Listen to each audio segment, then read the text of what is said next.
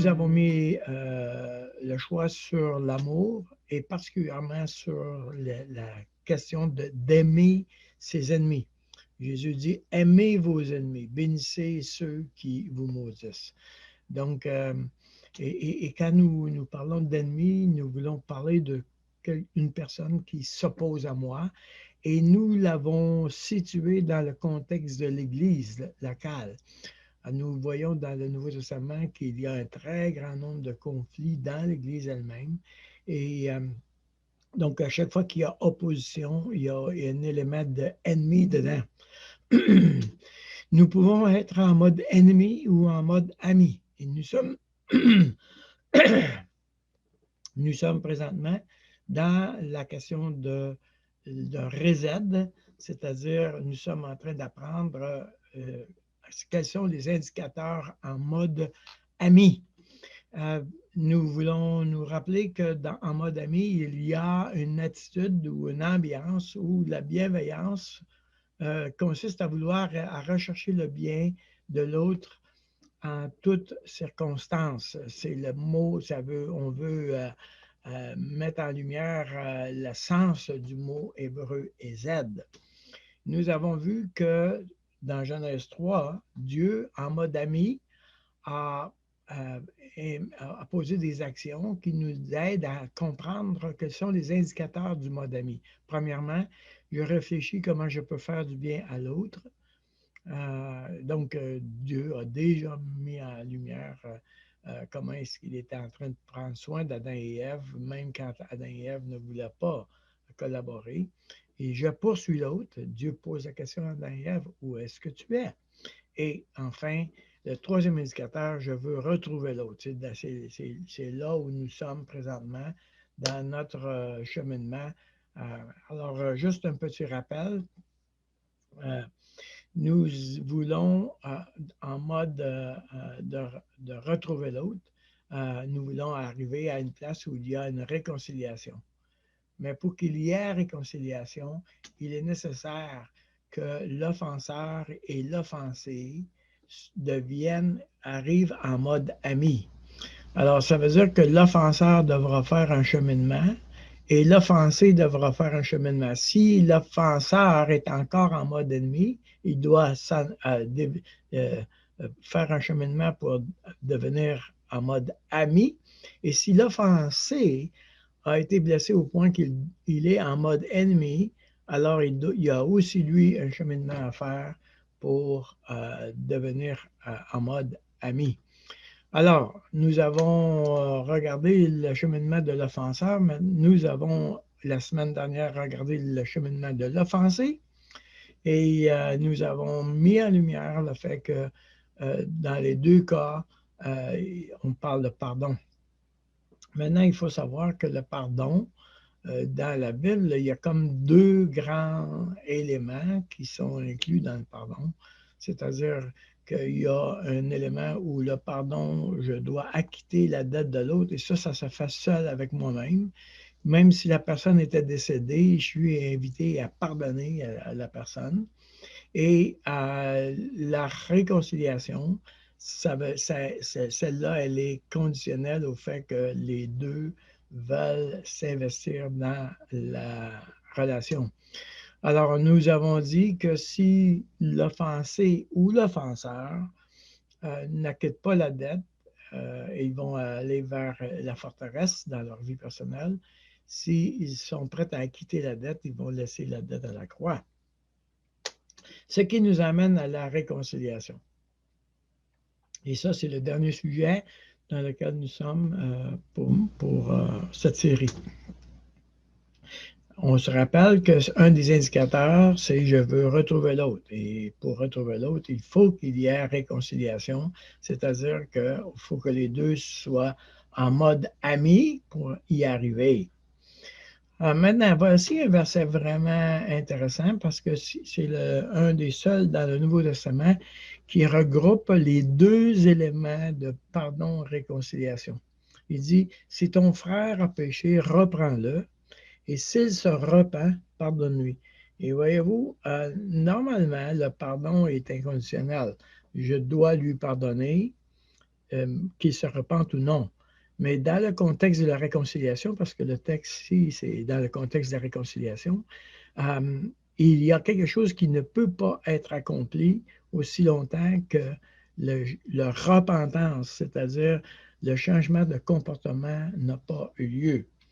Alors, on est ici et pour cette raison, on parle de repentance.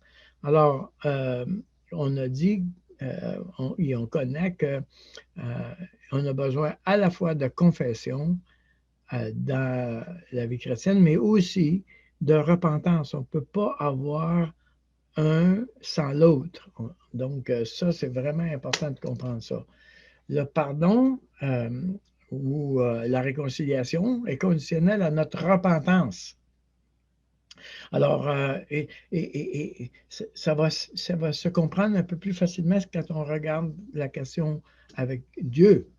Alors, si on prend nous, Adam et Ève, par exemple, Adam et Ève étaient en mode ennemi et il n'a pas été possible d'avoir de réconciliation. Dieu, même s'il était en mode ami et même s'il a indiqué qu'il avait déjà pardonné, le problème, c'est qu'il ne pouvait pas se réconcilier avec l'homme aussi longtemps que l'homme, lui, avait aussi été dans son cheminement à confesser. Dans son cas, ici, ça aurait été de confesser son péché et de dire à Dieu, je ne veux plus aller dans cette direction-là.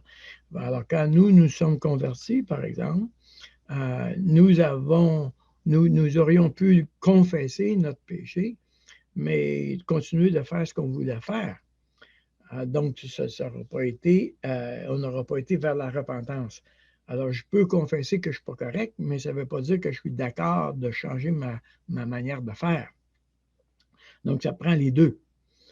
Et je dois à la fois confesser ma faute et à la fois dire, je veux changer ma manière de faire. Donc, s'il n'y a pas ces deux éléments-là, il n'y a pas de réconciliation. C'est la raison pourquoi on est dans un élément conditionnel. Donc, si je veux retrouver l'autre, je dois à la fois pardonner et à la fois me réconcilier. C'est plus facile de comprendre ça avec l'image du bâton, tant qu'à moi. Par exemple, si dans une situation de conflit, il y en a un qui m'a frappé, j'ai été l'offensé, et l'offenseur avait son bâton. Je vais quitter la pièce, bien sûr, et je suis invité à pardonner. Même si je ne suis pas avec l'autre, je suis quand même invité à pardonner. Mais pour revenir avec l'autre, je dois l'inviter à lâcher son bâton. Et quand on parle de lâcher son bâton, là, on parle de repentance. J'aimerais que tu fasses les choses d'une manière différente.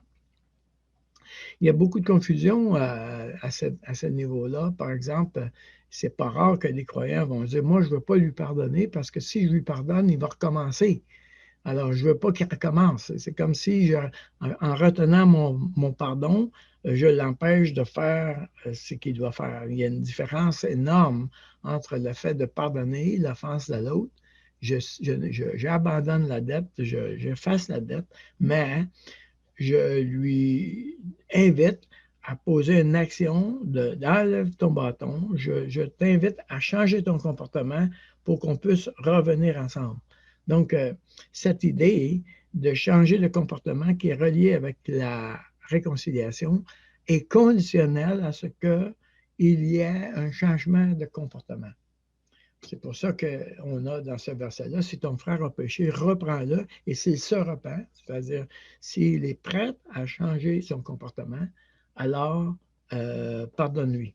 On a un verset fameux, la Chronique, par exemple. Si mon peuple, sur qui est invoqué mon nom, s'humilie, prie et cherche ma face, donc il y a cet élément de confession-là. Et s'il se détourne de ces mauvaises voies, voyez-vous, il y a là maintenant, c'est l'élément de repentance. Alors, il y a à la fois confession et à la fois repentance. Donc, et je dois me détourner de mes mauvaises voies.